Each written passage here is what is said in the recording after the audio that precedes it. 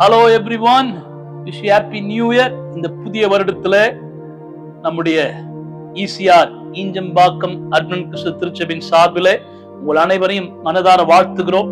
2025 ஆண்டிற்குள்ளே கர்த்தர் பிரவேசிக்க செய்திருக்கிற கிருபைகளுக்காய் கர்த்தரை ஸ்தோத்தரிக்கிறேன்.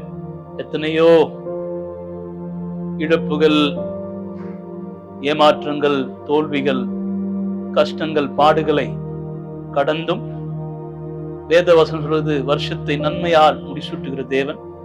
அந்த தேவன் 2024 ஆண்டிலே எல்லாவற்றின் மத்தியிலும் இதை நன்மையால் முடிசூட்டி இப்போது ஒரு புதிய ஆண்டிற்குள்ளே பிரவேசிக்க கிருபை செய்திருக்கிறார். இந்த புதிய ஆண்டு மிகுந்த மகிழ்ச்சியையும் சமாதானத்தையும் சந்தோஷத்தையும் உங்களுக்கு கொண்டு வரும்படி மனதார வாழ்த்துகிறோம். That it be a brand new beginning. வாழ்க்கையில ஒரு புதிய ஆரம்பத்திற்கான ஒரு ஆண்டாய் இந்த ஆண்டு இருக்கட்டும். இதுவரை இல்லாத பல காரியங்களை கர்த்தர் உங்கள் வாழ்க்கையில செய்கிற ஒரு ஆண்டா இருக்கும்படியாய் மனதார வாழ்த்துகிறோம். கர்த்தர் உங்களை நிச்சயமாய் ஆசீர்வதித்து இந்த புதிய ஆண்டிலே உயர்த்த வல்லவராய் இருக்கிறார். யோசுவா 1:9 நான் உனக்கு கட்டளையிடவில்லையா? பலங்கொண்டு திடமனதாயிரு, திகையாதே, கலங்காதே, நீ போகும் இடமெல்லாம் உன் தேவனாகிய கர்த்தர் உன்னோடு இருக்கிறார் என்றார். யோசுவாவை பார்த்து தேவன் சொன்ன வார்த்தைகள் மோசேயின் மறைவுக்கு பின்பு கலங்கி நின்ற அந்த இஸ்ரவேல் கூட்டத்தை தொடர்ந்து தலைமையேற்று நடத்தும்படியாய் யோசுவாவை அழைத்த தேவன் யோசுவாவை பார்த்து கொடுத்த ஒரு கட்டளை, நான் உனக்கு கட்டளையிடவில்லையா என்று சொல்லி கர்த்தர் கேட்கிற ஒரு நல்ல ஒரு வார்த்தை. ஏற்கனவே அவர் நமக்கு கட்டளை இட்டு இருக்கிறார்.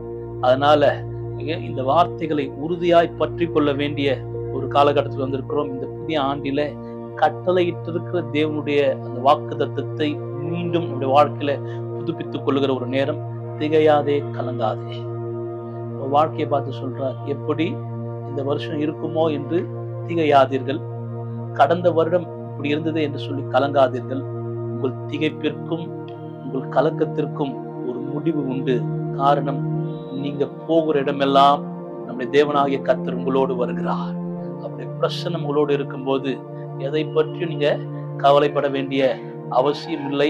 அவர் நம்மோடு கூட இருந்து நம்மை நடத்துகிற தேவனா இருக்கிறதுனால பலங்கொண்டு திடமனதா இருங்க. உங்க வாழ்க்கையில ஒரு தைரியம் உண்டாகட்டும், உங்க வாழ்க்கையில ஒரு பலன் உண்டாகட்டும், உங்கள் மனங்கள் திடமனதாய் மாறட்டும்.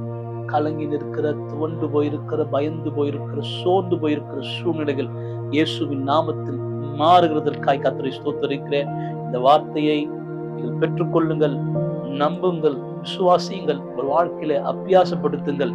இந்த வார்த்தை உங்கள் வாழ்க்கையாய் மாறும்போது நிச்சயமாகவே உங்கள் வாழ்க்கையில கர்த்தர் கூட இருந்து நீங்கள் எதிர்நோக்கி இருக்கிற எல்லா காரியங்களையும், ஜெயத்தையும், பெரிய ஆசீர்வாதத்தையும், தடைபட்டிருக்கிற காரியங்களிலே தடைகளை உடைத்து புதிய ஆசீர்வாதங்களை கொண்டு வர அவர் வல்லவராய் இருக்கிறார்.